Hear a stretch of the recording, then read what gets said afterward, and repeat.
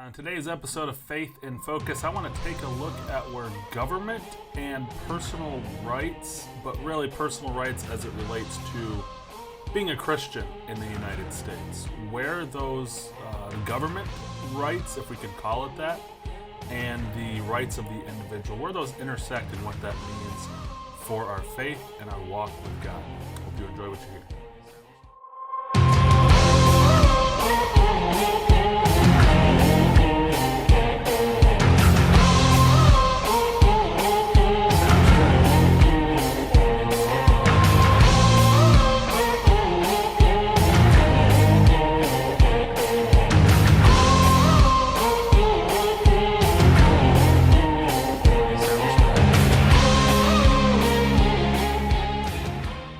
If this past year and a half has really taught us anything, really actually coming up on 2 years, it's that government's rights and government power, the power of the state, can tremendously intersect with our rights as individuals in our country. And this podcast, obviously, this episode is going to focus mostly, obviously, on America because that's where I live. I know I've got friends and family in other countries and in other settings, but what I'm going to be talking about mostly applies to America, although it's pretty universally true in most Western countries, I would think. But what the government is allowed to do. Now, that's kind of a weird question after what's happened in the past year and a half, 2 years, because it kind of seems like the government can do whatever it wants to do. The state has unlimited power to dictate whatever it wants, and that we as Christians are just obliged to go along with that. Now, we know that's not biblical teaching, and now this is kind of the gateway I want to use to get into this discussion on where the Christians' rights, if we can call that, and I know Christians sometimes get a little, iffy when we talk about our rights as a Christian, because we'll talk about, we're supposed to lay our rights down and all that kind of stuff, bring them under the lordship of Christ, and that's certainly true. But it's probably better to think of our rights as Christian Americans, as Christian citizens in our country, because we do have certain rights, and I want to touch on that and talk about that. But we've seen over this past 2 years that there's been a large and very aggressive intersection and crossroads that have just, we've come to blows, in some cases quite literally, over where the government is allowed to dictate to the individual what he or she must do. And the church has had a wide range of reactions to that and opinions, and I think that's fine. Ultimately, I do think it's going to have to come down to issues of conscience, which is something that even Paul mentions and talks about in one of the prevailing passages that speak to this issue. But what has seemed to become quite prevalent is that people are aware of this tension between the state's authority and our rights as individuals. And we as Christians, one of the first things that we are quick to mention and quick to discuss is the fact that the state's rights are not absolute. And we'll go to passages like those in Acts chapter 4, for instance, where Peter and John are taken before the governing authorities that they're under. They're beat, they're flogged, they're imprisoned, and they're told, stop preaching about Jesus Christ. And they said, hey, listen, we're not going to listen to what you have to say. We have to obey God rather than obey you. So we are all very cognizant of the fact that our responsibilities as Christians supersede what the government or the state might be asking us to do. So there's already that exception to the state's rights. They don't supersede our responsibilities as Christians. Now, once you allow for that exception, everything after that just becomes application of that exception. Now, how far does that extend in the Christian's life? Well, one of the big ones, and this is, actually came to litigation and lawsuits in John MacArthur's church, for instance, and you see it in Canada with the pastor up there that was arrested for having church and holding church services. And there's seems to be confusion about, well, what is it that God asks us to do, or demands of us, if we really want to use that language, as Christians and followers of Him. And one of the big ones, and probably one of the more prominent ones, was this idea of assembling together. That one really got curtailed a lot over this past year and a half, because the state was saying you aren't allowed to meet together. You can't assemble together, and they would limit the numbers and how many people, and there was a lot of regulations on that depending on where you lived in America. Some regulations were stricter than others, but they were there. And some Christians acquiesced, and some pastors and church leaders said, yeah, it's probably better for us to not meet together. And some of them legitimately said, we don't think it's safe, and that raises other issues. But some just said, well, the government doesn't think it's safe, and the state is saying we need to not meet together, so we're not going to meet together. We want to, and of course it's all crouched in this obeying the government umbrella. It all falls underneath that. Well, then that again raises the question, well, if the state is asking you or telling you to do something that violates what God tells you, where do you listen to God and where do you not listen to God? And this is a huge domino, and this is why there's not a clear line on where to draw this stuff, because they ask us to not assemble, or they demand that we not assemble. Some churches said, well, we're not going to assemble because the government's not asking. Well, that's in violation of Hebrews chapter 13, where God says, don't forsake the assembling together. There's not really any exceptions. In fact, we're told to do it more and more as we see the return of Christ approaching, not less and less. And as Christ is approaching, as just as a side note, I'll throw this in there for those of you who might be thinking, well, safety, if it's for the safety of the people, we really got to look out. As it gets closer and closer to the return of Christ, identifying as a Christian, coming out as a Christian, meeting as a Christian, assembling together will become increasingly less and less safe. Think about places in the Middle East and China where it's illegal to be a Christian. It is certainly not safe to meet together as Christians, and yet they still do it. Now they take precautions and all that kind of stuff, but they still do it because they realize God says we have to assemble together. There's that mandate from God, so they honor God rather than their state. And then as it's getting closer and closer, we're starting to see in our own society things starting to degenerate. Well, what happens if the state starts to demand you can't assemble if you're going to teach certain things that violate the state's creeds of, gender and sexuality and those kinds of things, and phobic speech, hate speech against different races or ideologies or genders or sexuality, any of that kind of stuff. What happens if the state says you can't assemble if that's what you believe, stand for, and will teach? Well, then it becomes not safe because people coming could incur fines, be arrested. This is where these things go. There has to be a point at which people say, listen, safety is not our main priority.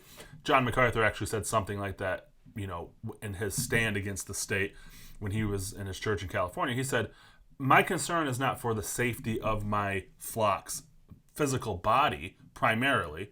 It's for their soul and their spiritual health. That's what he was concerned about. And that's really what God is ultimately concerned about.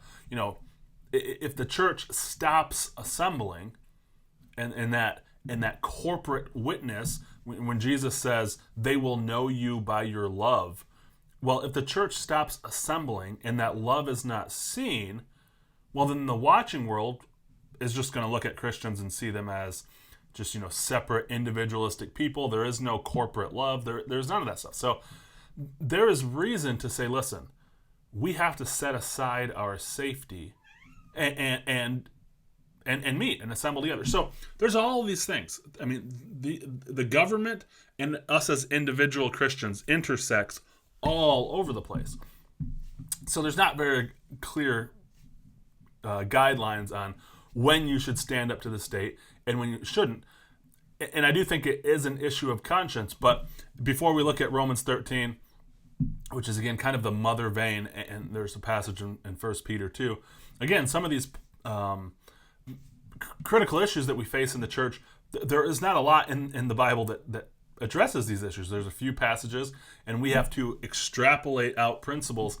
And again, that's the hope and goal of this podcast, is to hopefully show us that the Christianity is not a legalistic religion where we can go to a Bible verse all the time and just say, here's exactly what we are supposed to do, carte blanche, all of the time, in every situation. Here's the rule we're to follow.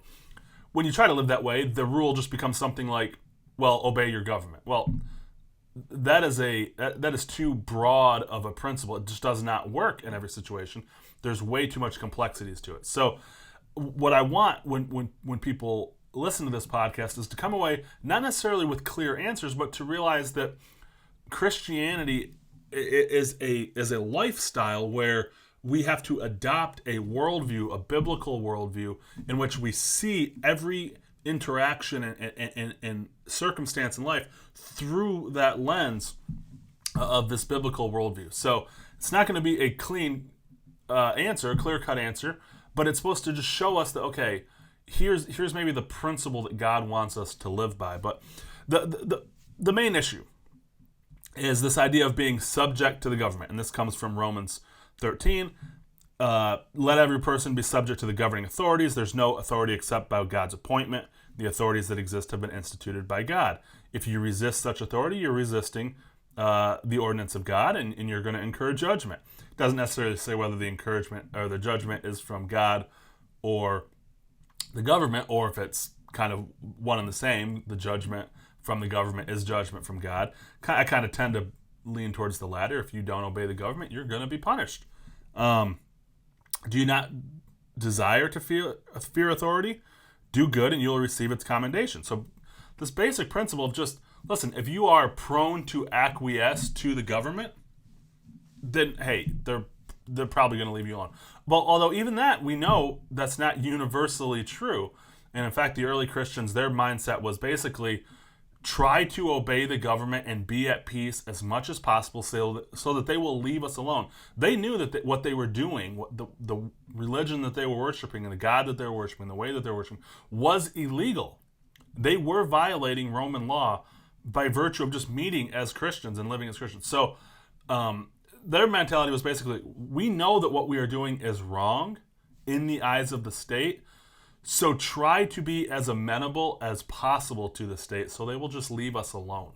Respect and honor them. And that, I think, is kind of a crucial issue, and that should be our mentality as we move forward in life, and wondering, well, where does the government and my rights as an individual and as a Christian, where do they intersect and what should be my response?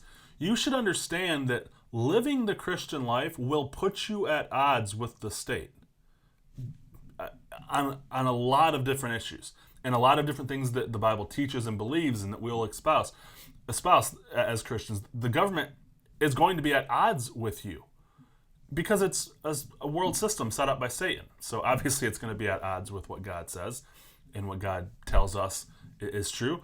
So don't go out of your way to be obnoxious. Be as amenable as possible. And in verse 5, it says it's necessary to be in subjection, not only because of the wrath of the authorities, but also because of your conscience. Well, and that your conscience is kind of just supplied. It's not really there. Really, Paul just says, because of conscience sake, you should be subject to the government. Now, what does that mean? Why should we be prone to be subject to the government? Meaning, be prone to obey what the government and not be unreasonable when the government asks us to do certain things. Why should we have that mentality? Well, for your conscience sake. Well, what does that mean? If my conscience says, well, hey, listen, I don't got to obey the government and I don't have any problem with that, don't tread on me kind of mentality, and I'm not going to obey the government. If that's your mentality, then I think what Paul is saying is your conscience is being affected by that. What do I mean? Let's kind of do a reverse example.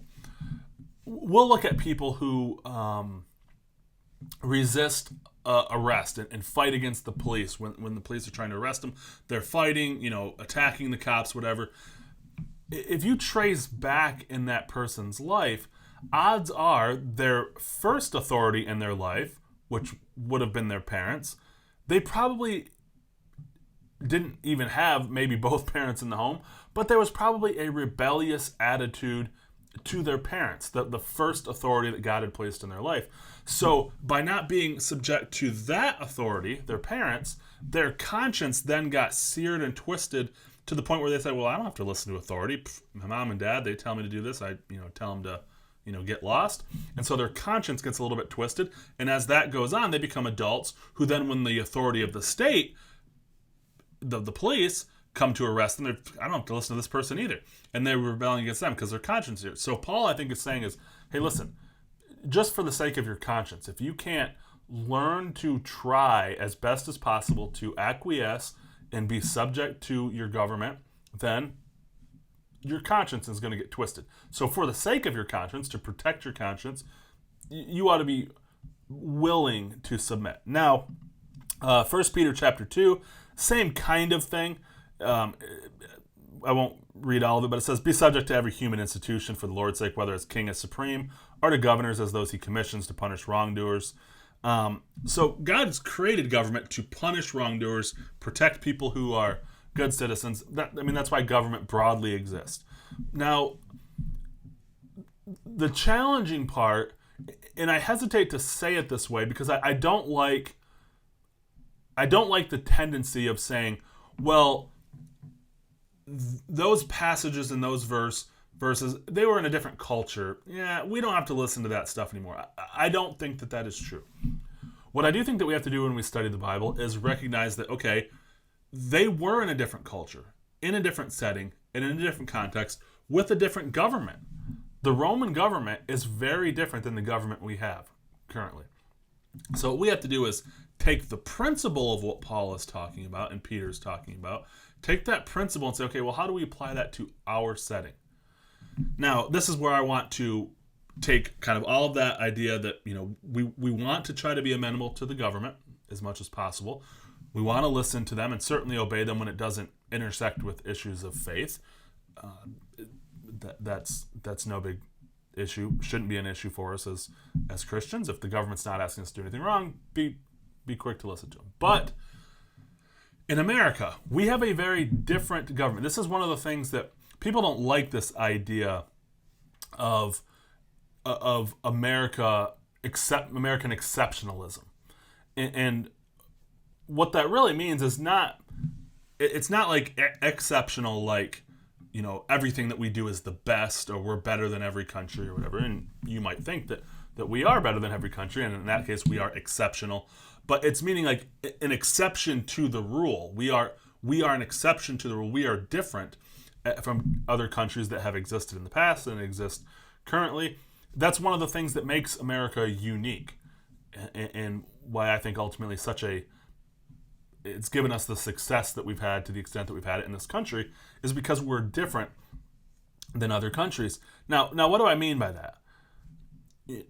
I think it's hard for us to appreciate how much of human history was dominated by the fact that the government, the king, the ruler, whatever label they wanted to slap on themselves, sovereign, they were supreme. They were, in some instances, God on earth. To violate the king, the supreme, the ruler, whatever, was to violate God himself. This, for all intents and purposes, is God on earth. So America said, no, that's not the case. And really, it took that idea of the sovereign and allocated it to the individual. Now, the American founders obviously were not the first ones to come up with this idea entirely. They, had thousands of years of biblical history, biblical thinking, Greek thinking that really informed all of their worldview, which then allowed them to say, okay, here is what we believe as we are establishing this new country. The sovereignty, the sovereign rights belong to the individual, not to the state. So what does that mean? Okay, well, the most obvious example, and this is, you know, the Declaration of Independence is not the U.S. Constitution. So, in that sense, it's not law. The U.S. Constitution is the law of this land. But the Declaration of Independence, as one person said, is the document that is the foundation for the Constitution. The laws that came up in the Constitution were based on this foundation of the Declaration of Independence. If you remove the Declaration of Independence, the Constitution falls apart. But in the Declaration of Independence, very famous, it's not the first lines in the Declaration of Independence, is a paragraph in, but it says, "We hold these truths to be self-evident, that all men are created equal, that they are endowed by their Creator with certain unalienable rights, that among these are life, liberty, and the pursuit of happiness, that to secure these rights, governments are instituted among men, deriving their just powers from the consent of the governed. That whenever any form of government becomes destructive to these ends, it is the right of the people to alter or to abolish it and to institute new government, laying its foundation on such principles and organizing its power in such form as to them shall seem most likely to affect their safety and happiness." And then it goes on to say, well, you need to have prudence, because you can't, just because the government might raise your tax rate by 3%, you should just throw off the government. But so there should be prudence involved. But what's interesting is it's saying the rights do not come from the government. The power does not reside in the government. The power and the rights come from God to the individual, and the government only exists in order to protect those rights. This, as a side note, this is kind of the big discussion that's going on right now with how does big tech intersect with the individual person and intersect with the government. And kind of what you'll hear a lot being talked about is people will be arguing, usually on the conservative side, well, wait a second, my right to free speech is being infringed upon by Facebook or Twitter or some other social media thing. And others will say, well, Facebook and Twitter and social media, they're private enterprises. They can violate your First Amendment right to free speech. It's the government that can't. And I want to challenge you, if you do believe that, I want to challenge you that is not what our founders believed. Now, there's a chance that the founders were wrong, and we'll talk about that briefly too. But that is not what our founders believed. The founders believed that the right to say what I want to say and believe what I want to believe, that is my right from God. So this actually is, at least according to the founders and according to the laws of our country, this is a religious issue. This is a God issue. This is one of those issues where Christians need to think, well, wait a second. When the government is infringing on my rights, that's not just a state issue that I just need to acquiesce to them. That is, according to our founders, which they may be right or they may be wrong, that is the state violating a right that God has given me. So the government exists to protect my rights as an individual. So by default, it's not we have to worry about the government, but it isn't only the government that can infringe upon our rights. It also is third parties.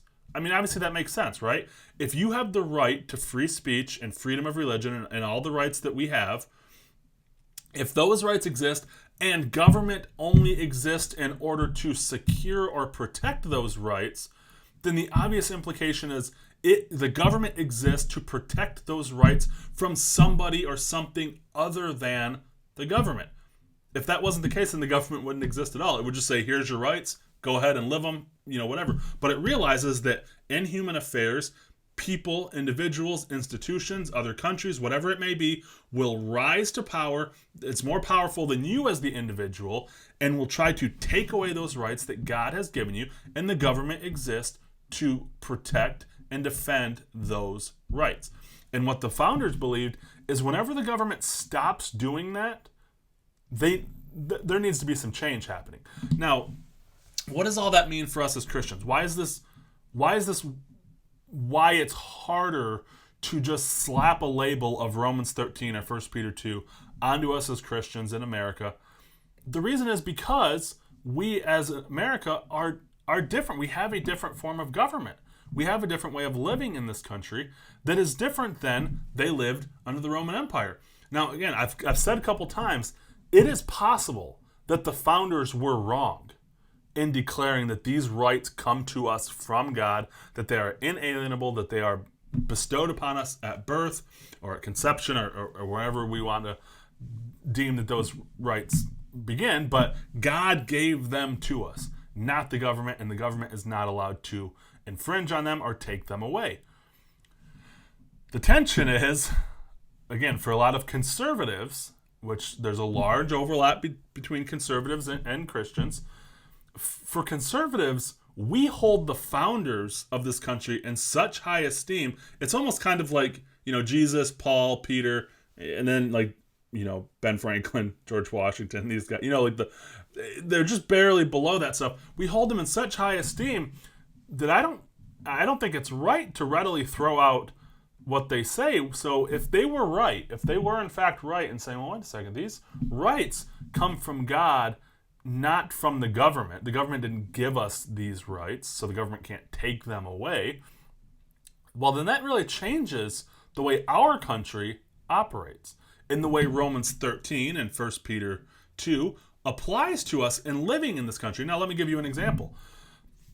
If I was to stand out on the street corner with a sign saying, don't tread on me, I'm in Michigan, so stand up Michigan, down with Governor Whitmer, all these kinds of things where I'm railing against the government, that would certainly seem to violate Romans 13, right? I mean, not only am I being subject and honoring the government, I'm actively standing there protesting them and railing against them and calling for action and change and making demands basically on the government. But our Constitution says I have the right to do that given to me by God. That's not something that the government has given me. That's not a law that the government has set up saying, here's a law, here, you can feel free to abide by it or not. No, this is a right that's given to me by God. So I'm allowed to use that right in protest against the government. So our country really is different in that regard.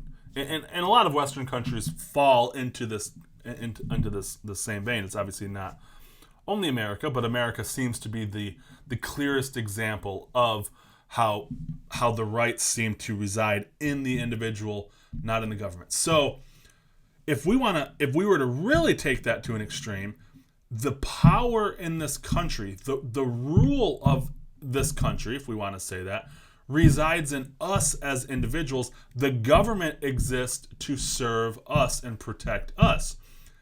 So this is kind of a wild thought, but you could really probably take Romans 13 and say, you, Governor Whitmer, need to obey and honor me because I am the one who's in authority. Now, I think that's probably taking, legal American, legal issues and constitutional issues and twisting them beyond the spirit of what Romans 13 really means. Now, but the real question that we have to struggle with and that we have struggled with in this past year and a half, 2 years, is the Bible's clear. We need to be ready and willing to submit and honor and respect our government. Well, in America, the question becomes, which government? Now, that seems strange because we think of the state as just this monolithic entity. And that would be the way to think of it in the Roman Empire. It is what the empire says, what the God emperor declares to be true, declares to be right. That's what we have to obey. Yet we know in America, now this has kind of started to get twisted and it's becoming more and more this way, where it's becoming distorted. The country used to be your locality, your local community. So for me, mid-Michigan, Shiawassee County, that is the government that has the most authority, the most power, the most influence on my life.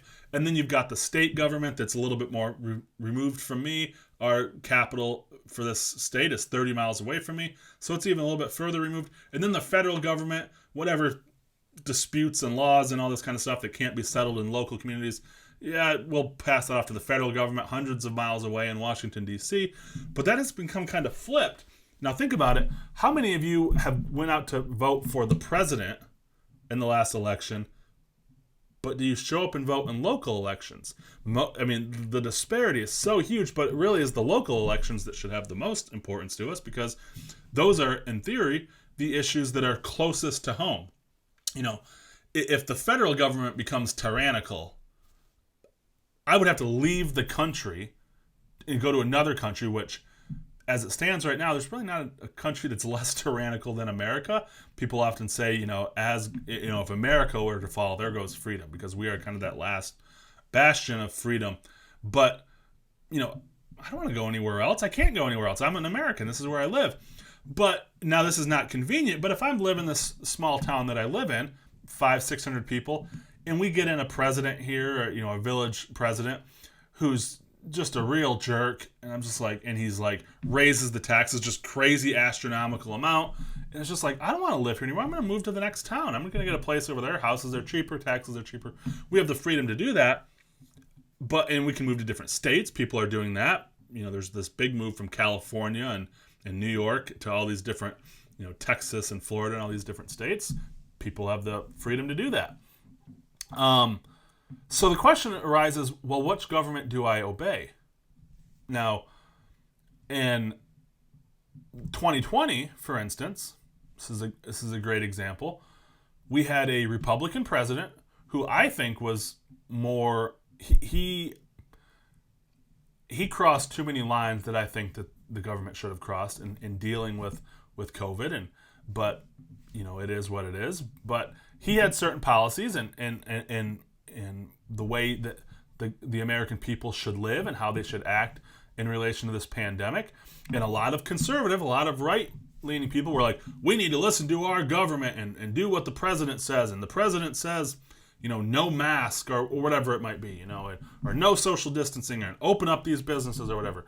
So we need to listen to the government. Well, in Michigan at that time, we had and still have a Democratic governor who was one of the kind of the big three as far as like they really tightened down in 2020 and closed down and required a lot out of the citizens. So a lot of right-leaning people would say, well, we need to listen to our president and obey the government and follow what he says, and thereby disobey our state government.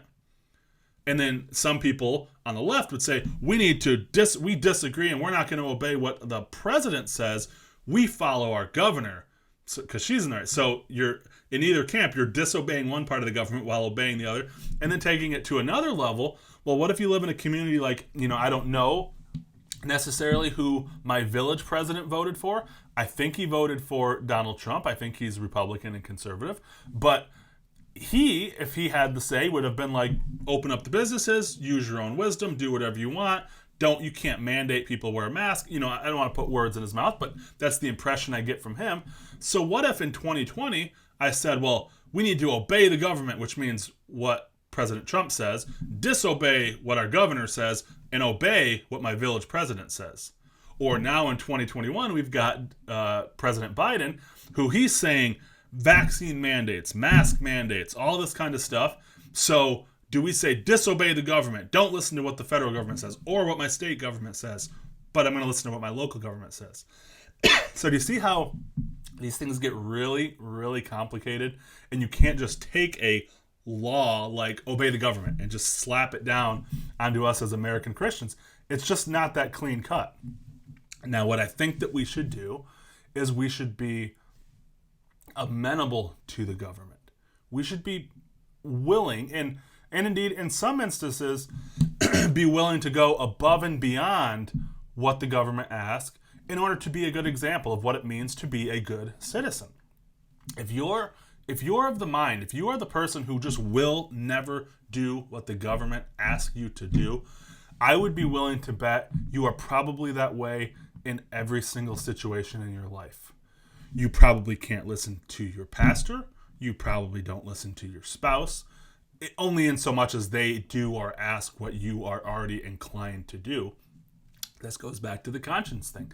Listen, be willing to obey and submit, because when you don't, you sear your conscience and you're not going to be willing to submit or obey.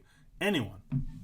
Now, all of that said, there does have to come a line where we as Christians say, listen, we're not going any further. We have to put down our foot here.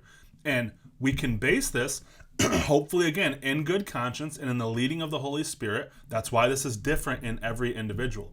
You might have a friend or a loved one who thinks we should listen to our government and get the vaccine. We should listen to our government and wear our mask. We should not, whatever, all this kind of stuff. And you could have some that say, listen, and this is why I want to say this, it has to be the leading of the Holy Spirit. If the Holy Spirit is telling you, and in your conscience, giving you good conscience to say, listen, I can't in good conscience obey what the government is asking me to obey. Remember, our rights as individuals, according to our laws in this country. So we are actually upholding and obeying the law when we, if I can say, claim our rights and stand on our rights. I still want to keep prefacing, our founders could be biblically wrong about this. That's always the case, and that's something you'd have to consider. But according to our founders, and according to our legal documents, I have the legal right to say, listen, I'm drawing a line in the sand here, and I'm not going to listen to what you say and obey what you say. We have that freedom. It's not like we are rebelling against the government. The government is the one who's violating the law when it infringes on our rights. So, again, that's why we have to view this situation that we have in America and even in modernity as not a one-for-one parallel with Paul's situation, because he lived in an empire. If we get to a point in our country where our government says, listen, we're throwing out the Constitution, we are no longer a republic, we are reigning like an empire, which we are moving towards that realm. I mean, people talk about, well, you can't say the slippery slope or whatever. We are on a slippery slope. We, at the waning years of the Roman Republic, the Senate lost more and more power and gave that power over to the emperor until the point where the Senate no longer existed, just had no power anymore, and the emperor just reigned supreme. We are getting more and more to that point where the Senate no longer passes laws, and it's all just administrative presidential dictates from the top down. I mean, the clearest example right now is, and I know I might offend some of my left-leaning friends who really did not like Donald Trump, and I'll be honest, I didn't vote for Donald Trump the first time around because he kind of did seem sort of fascistic. I mean, he's kind of seemed a little totalitarian. I don't think he ended up governing that way, so that's why he earned my vote the second time around. But the way our current administration is operating is really dangerously fascistic. And that's why, to defend, speaking to some of my more left-leaning friends, to defend, if you've got conservative friends who are Christians, and maybe they're acting in ways that you don't understand, just understand that part of their heart might be saying, we can see where this is going.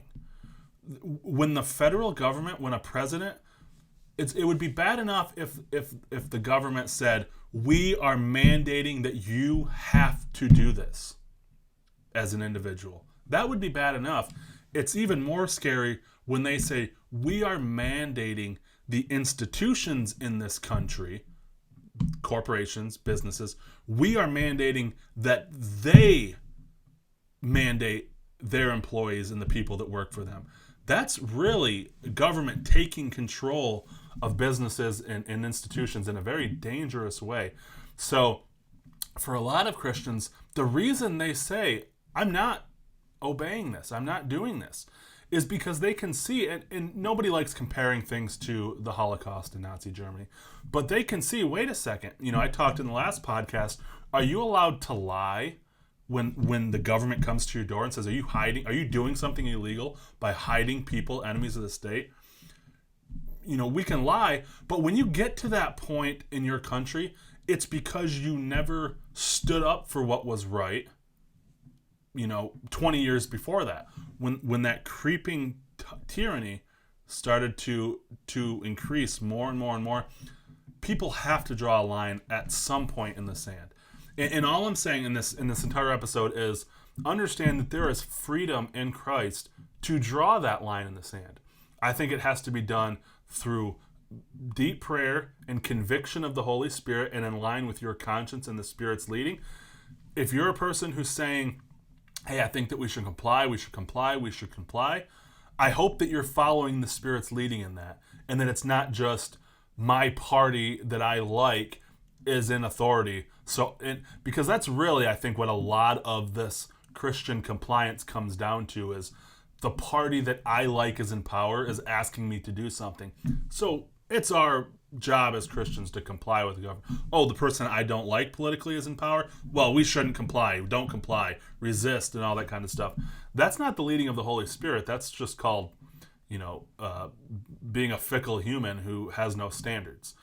So if you are complying with the government's orders and demands and mandates, I pray that you are doing so because the Spirit is saying, listen, you need to be humble and obey what the government is saying. But I hope that if you are drawing a line in the sand and saying, listen, I won't, get this vaccine mandate, I won't wear these masks anymore, I won't stop assembling as a Christian, I won't, whatever it might be, I hope that you're doing so because the Spirit is leading you to, not just because your political ideology is leading you to do that. So that's what I have for this episode. I hope you enjoy it, and God bless. While Faith in Focus is a ministry of In Faith, the views and opinions expressed in this podcast don't necessarily reflect the views and opinions of In Faith as a mission. If you like what you heard on this episode, why don't you become a monthly supporter of the ministry? It really helps me out.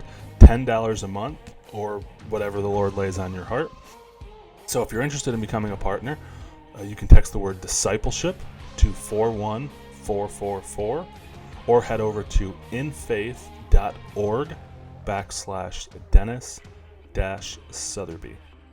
And if you have any questions or topics that you would like me to address on a future episode of Faith in Focus, why don't you shoot me an email? You can email me at dennissotheby@infaith.org.